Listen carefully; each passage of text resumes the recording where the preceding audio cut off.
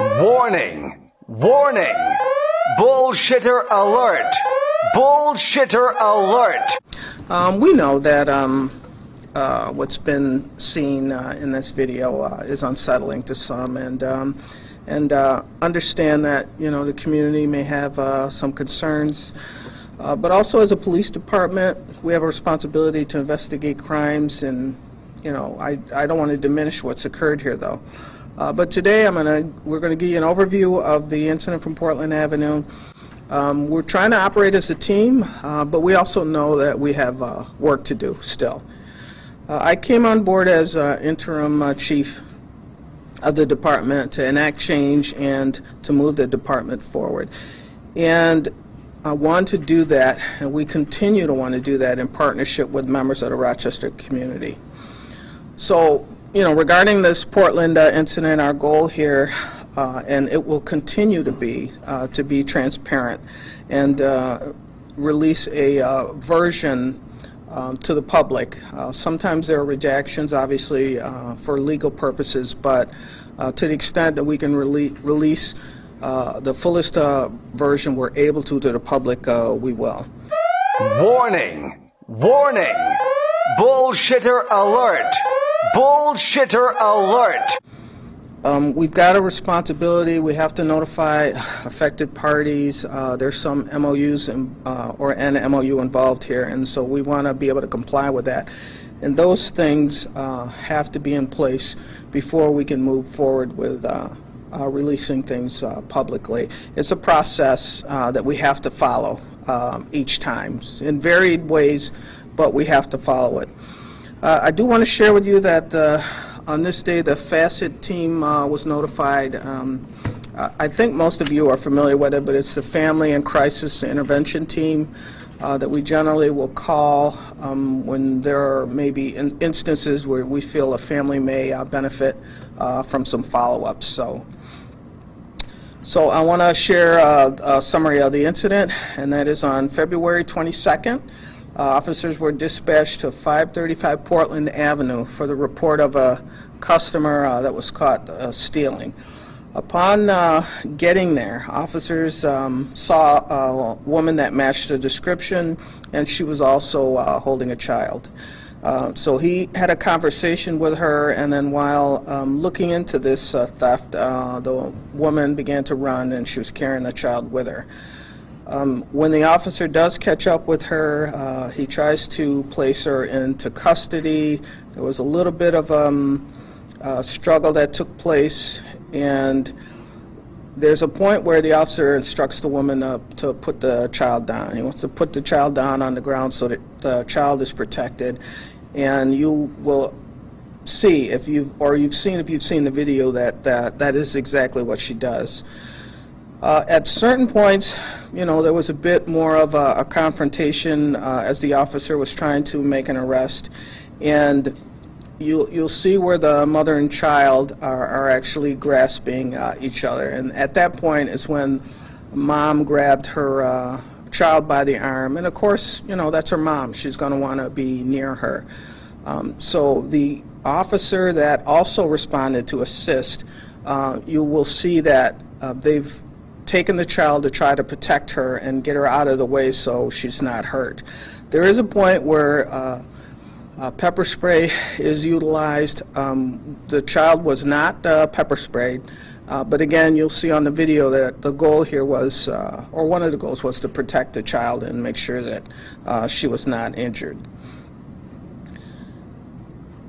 Now, once that occurred, the woman involved was charged with trespassing, as the store had stated that she had refused to leave after they told her several times.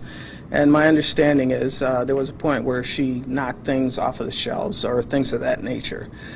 The officer that's involved in the arrest has been placed on administrative leave pending the outcome of our investigation on this. So, can you talk about just as far as the officer's conduct? Did they follow policy? And I guess in addition, one of the policy reforms you didn't talk about was the use of pepper spray. Was that proper use of pepper spray? Good question, Brian. I want us to think a little bit more strategically. I mean, for us as a department, and then even also the community, some things to me aren't as simple as whether a policy was followed. Our indicators are that it was, but however, I'm of the mode, just because we can do certain things, should we? Can we get to the same place by utilizing a different strategy, maybe? And so those are the things I really want to focus on. Whether it's policy or not, but how can we best come to a resolution of certain situations, and with the least amount of confrontation involved. So that would be my focus. To be clear, Chief, was picking up the woman and slamming her down following police policy? We've had our defensive tactics people reviewing that footage. I mean, this is something we do as on a regular basis when we debrief, and they're authorized to take action to the extent necessary to take someone under control when you're trying to arrest them. So there's a specific term for the tactics they've used. It's not slam, but there is specific terminology we would use, and I could certainly make sure we shared that with you so you had that information. But is there a written policy on when pepper spray should be used? I mean, obviously we've seen a pattern now of pepper spray being let go in situations. Is there a written policy on when it is allowed to be used and when it shouldn't be used? We do have policies on the use of things such as pepper spray, and generally a nice good view to take on this is that if the person's physically resisting, then generally you're safe with a pepper spray usage. Obviously, you only want to go to the extent that's necessary. You don't want to go beyond that. So those are the things we would focus on. How often is body-worn camera footage reviewed for training purposes? This morning it was said by Mike Mazzio that it's often used as political fodder rather than actual action within the department. We look at a specific incident, or we look at specific incidents, multiple, and we learn from these mistakes. How often does that happen? How frequently is the BCW reviewed? I can't give you a specific count, but I can tell you just for me alone, hours of review.